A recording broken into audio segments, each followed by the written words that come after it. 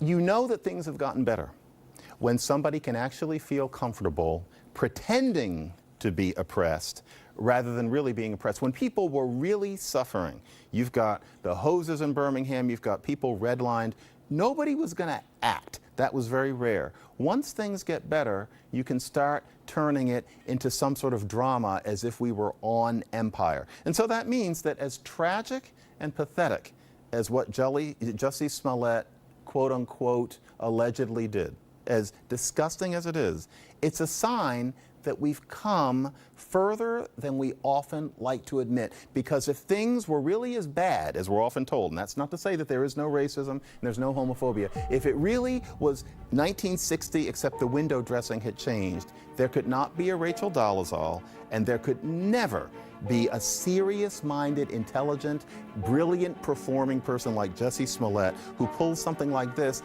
and comes out of it thinking that he's been wronged. We're doing better than we think.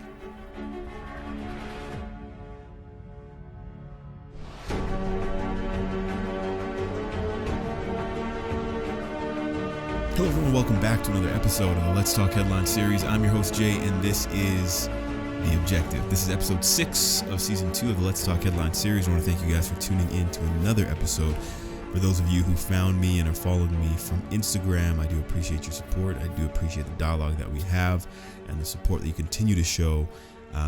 Before we get started, folks, check out www.politicalstorm.com. On that website, you can see some of my content, but I want to say most importantly here, to be nice, you can see other people's content who have different views and points of view than I do, and maybe than you do. And it's always good to culture yourself, challenge your ideas, and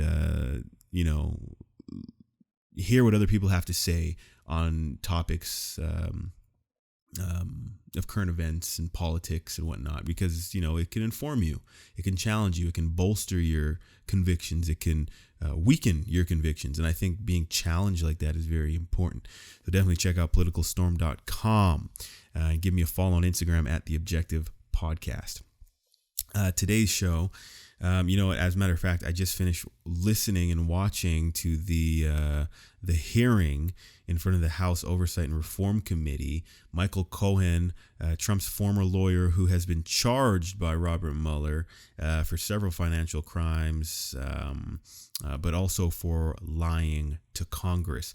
And it was it's interesting that the Democrats found it beneficial to bring someone who is convicted and will be going to prison for lying to Congress, to bring them into Congress once more before they're not sentenced, before they actually serve their time, for the purpose of smearing the president with uncorroborated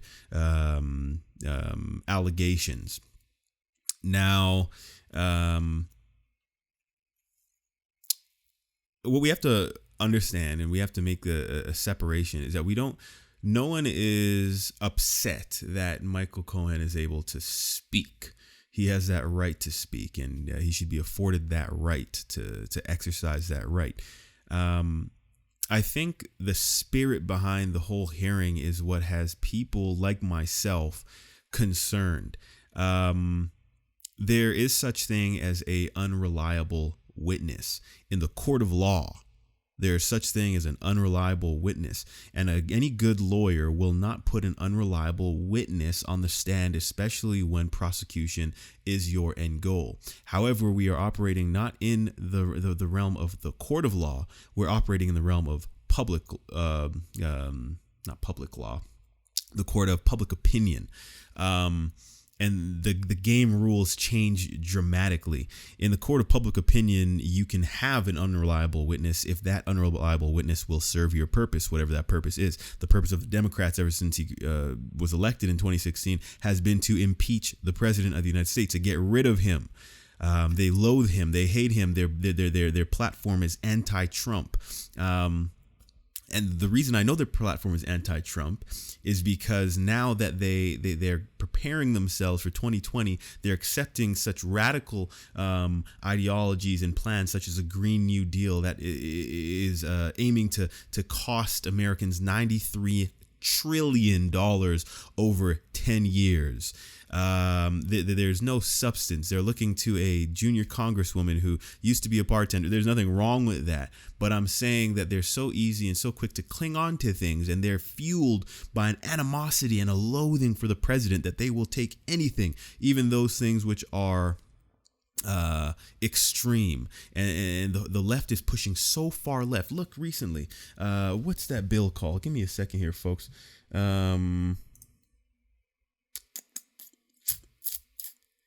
The Born Alive bill. So basically the Born Alive bill was put forward and it was blocked by the Democrats. What this meant is that doctors would be obligated to give treatment to children, young babies that are born and survive an abortion. If a doctor does not give that baby care and treatment, the doctor would be liable to prison. That was blocked by the Democrats.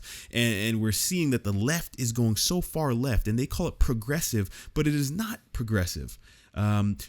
You judge a nation, you judge a people by how they treat their least fortunate, their most vulnerable. And this is one thing that Democrats always say. But when you look at what they're pushing in the realm of abortion, it is infanticide. And that's how far left the Democrats have gone. It's like the Democrats, or sorry, not the Democrats. It's like President Donald Trump is a revealing agent, if anything at all. President Donald Trump being put into the Oval Office, you have seen tribalism like never before. You're seeing people divided like never before. And that's not to say this is Trump's fault.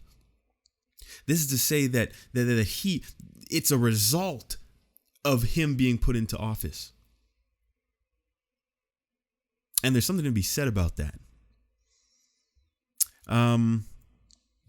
So Michael Cohen was testifying, and what I saw as political theatrics, others may see as a damning indictment of the president of the United States. But again, the spirit behind the whole thing, unreliable witnesses. You have to, the main thing that I want you to understand from this is that this man is going to jail for lying to Congress. And there he was in front of Congress, and all the Democrat congressmen and congresswomen were eating up everything he had to say as, oh, you just want to change your life right now. You're telling the truth. Come on. I'm going to say this. People were so surprised in 2016 when President Trump won the election, the presidential election. In 2020, people will be even more surprised because they put their faith in the carelessness of the media. They put their faith in the carelessness of a highly politicized elite branch of law enforcement. People are going to be very surprised when President Donald Trump wins 2020. And I wonder whose fault it's going to be this time. Moving on, folks. What am I at right now? 7 minutes. Oh, I took some time there, folks. Listen, last thing I'm going to say is this. How do you know? What is a good indication that America and race relations in America is in a better place than before? Well, I'll tell you, when people are faking hate crimes, what is going on? We spoke about Jussie Smollett, or Smollett. I forget how to pronounce his name. I hear Smollett, I hear Smollett. But we discussed Jussie Smollett and his elaborate scheme to make a hate crime and to really start a race war in America.